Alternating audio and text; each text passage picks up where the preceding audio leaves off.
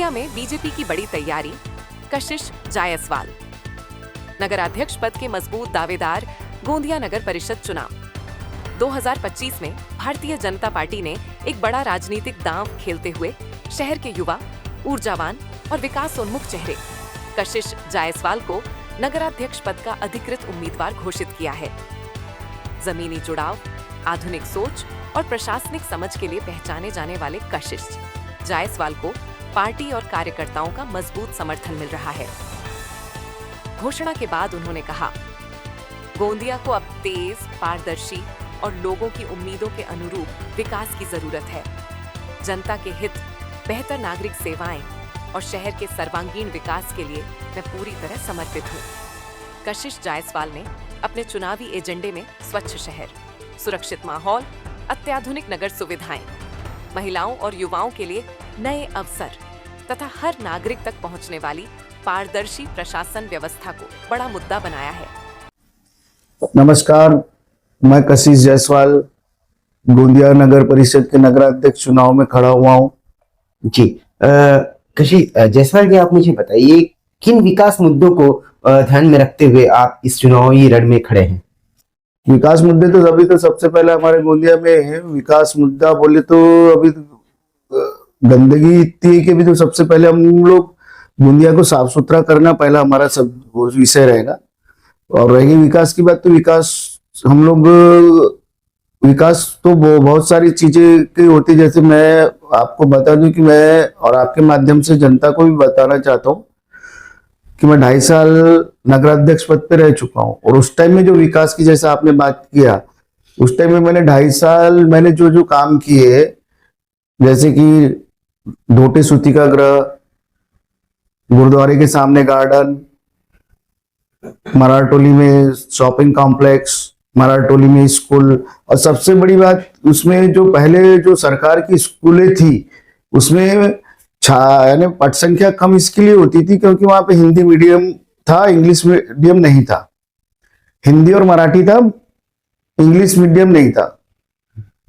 तो हम लोगों ने प्रयास करके उस टाइम में हमने सेमी इंग्लिश गवर्नमेंट के स्कूल में चालू किया, जो मेरे ख्याल से महाराष्ट्र में हम लोग पहले होंगे जिसने गवर्नमेंट स्कूल में हमने सेमी इंग्लिश चालू किया था।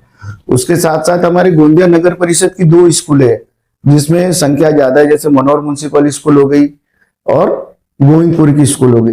गोविंदपुर की स्कूल, मनोहर म्युनिसिपल की स्कूल बिल्डिंग तो अच्छा है, लेकिन गोविंदपुर की स्कूल में सबसे संख्या ज्यादा 1000 के ऊपर बच्चे थे, उसकी भी इमारत जर्जर थी। जिस टाइम में मैंने 8 साल पहले जब मैं नगराध्यक्ष था, उस टाइम में मैंने 2,25,00,000 रुपए उस बिल्डिंग के लिए ला चुका था, जो आज तक के बन के तैयार नहीं है, जबकि पैसे वैसे सब आ चुके थे। ये जितने भी फंड मैंने बताया, जो काम मैंने बताया, वो पूरे अभी बन के खड़े हैं, जिसका मैंने क्रेडिट नहीं लिया, जिसकी कोई एडवर्टाइज नहीं किया। तो और ये सब काम मैं इसके लिए कर पाया क्योंकि मेरे साथ में विनोद भैया थे। विनोद भैया ने मुझे देवेंद्र जी के पास लेके गए, वहां पे हम लोगों ने काम किया। और उस टाइम में मैंने काम किया जब परिस्थिति हमारे अनुकूल नहीं थी। हमारे यहाँ पे जो लीडिंग एमएलए था वो हमें हर काम करने से रोक रहा था। जिस टाइम विनोद भैया ने हमारे को मदद किया, उस टाइम विनोद भैया आमदार नहीं थे, लेकिन उन्होंने मुंबई ले जाके हमारे को देवेंद्र जी से बात करके हमारे जो भी समस्या थी और जो हम विकास काम करना चाहते थे वो किए हम लोगों ने। और आज परिस्थिति ऐसी है कि जनता के आशीर्वाद से जो एमएलए था उसको जनता ने बदलने का काम किया और विनोद भैया को बहुत आशीर्वाद और प्यार दिया है, जिसके कारण विनोद भैया आज आमदार है। और विनोद भैया का काम आज 6 साल के कार्यकाल में वो लोगों ने देख चुके कि विनोद भैया का कार्यकाल कैसा है, लोगों से मिलने का व्यवहार।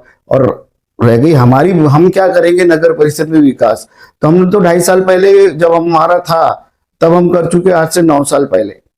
और आज उस टाइम हमारे साथ आमदार भी नहीं था, आज हमारे साथ आमदार है, हमारी विनोद भैया है, देवेंद्र जी है, ऊपर सेंट्रल में हमारी मोदी जी है। तो आज जो जनता की अपेक्षा विकास क्या होना चाहिए, तो हम उसको विकास को बहुत अच्छे तरीके से कर सकते हैं। जनता की उम्मीदों पे हम खरा उतरेंगे, ऐसा मेरा सोचना है। जी, सौंदर्यीकरण की अगर बात अगर की जाए तो गोंदिया शहर के सौंदर्यीकरण के लिए क्या आपका प्लानिंग है? देखिए, गोंदिया का जो विषय मैं पूरा तो नहीं बता सकता, मोटा मोटा बताता हूँ आपको। वैसे दिमाग में तो हमारे बहुत है सौंदर्यीकरण का, लेकिन उसके लिए बहुत सारी जगह जो है वो सरकार के उसमें, हमारे को सरकार से उससे लेना पड़ेगा और उसकी प्रोसेस चालू है जो हम कर लेंगे। और जैसे सौंदर्यीकरण, जैसे आपको बताना है तो यहाँ पे जितने भी चौक है उसमें सौंदर्यीकरण रहेगा। और क्या बोलते, ये अपना जो पीडब्ल्यूडी, ये गुरुद्वारे के बाजू से जो रोड आई है उसको हम लोग प्रयास कर रहे हैं कि वो जो दीवार है उसको थोड़ी और पीछे ली जाए। और उसके बाद में वहां पे जो सौंदर्य, हमारा इधर का जो इलाका है रेलटोली क्षेत्र जो है, ये थोड़ा सा शहर से अलग है, तो यहाँ पे बहुत सारा चीजें हैं जो हम लोग कर सकते हैं।